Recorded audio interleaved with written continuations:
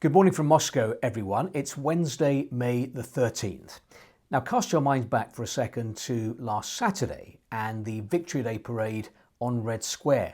The absence of military hardware in that parade was widely seen as a sign of Russia's weakness. Clearly, this week, the Russian authorities are determined to dispel that notion, or that image.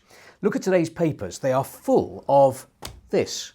This is the Sarmat intercontinental ballistic missile, which Russia tested yesterday. There are photos of it, there are diagrams of it, and the papers seem to be competing with one another for superlatives. Komsomolskaya Pravda claims no golden dome, no defence system in the world will stop the Sarmat. Moskovsky Komsomolets, the most powerful missile in the world. Ditto from the Russian government paper, Rossiyskaya Gazeta. Izvestia, the launch of Sarmat shows Russia's superiority in nuclear missile technologies. Even the business papers have the story. Vedomosti features it in its Thing of the Week section. And it's only Wednesday. And a lot of the photos show Vladimir Putin congratulating the military on the test. The visual messaging here, powerful missile, powerful president. Although Komsomolskaya Pravda chooses a different image of President Putin, the president hugging his old German teacher, who he'd invited to Moscow and then reportedly drove to the Kremlin. From ballistic missiles, let's come back down to earth to Russia's economic problems. And Kommersant this morning is reporting that Russia has downgraded its 2026 economic growth forecast to just 0.4% from 1.3%. The economy should start growing after that at a faster rate, but not as fast as had been forecast. The 2027 economic growth forecast has been downgraded to 1.4% from 2.8%. Nezavisima Gazeta reports that investment in Russia may fall this year by another 3.5%. Moskovsky Komsomolets reports that Russians have been withdrawing a lot of cash from banks. A few years back, it would have been hard to imagine that in the 21st century, Russia's advanced population would be withdrawing funds from commercial bank accounts and go back to storing their money in glass jars.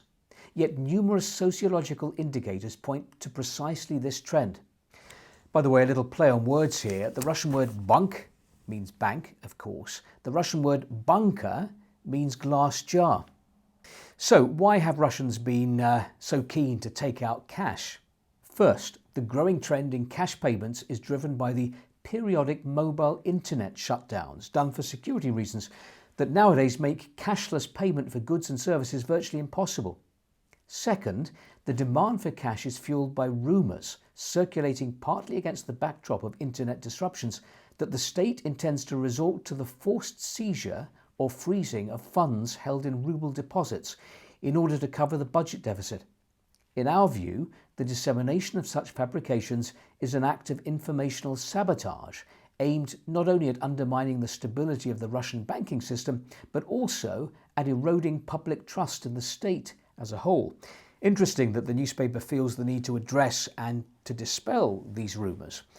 This is interesting too in Nezavisima Gazeta today, quite different from the many triumphalist articles about the special military operation, Russia's war on Ukraine, that you can read in the Russian press. Recent sociological surveys indicate a decline in interest, not only in the progress of, but also the outcome of the special military operation. For instance, according to data from Russian Field, in February 2026, 53% of respondents believe it's time for Russia to transition to peace negotiations with Ukraine, while 38% of those surveyed expressed support for continuing the operation.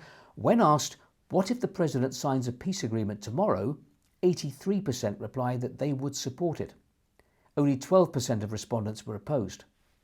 Levada Center asserts that in April, the level of public attention to events surrounding Ukraine dropped to 43%, a fall of 7% since March, reportedly hitting an all-time low.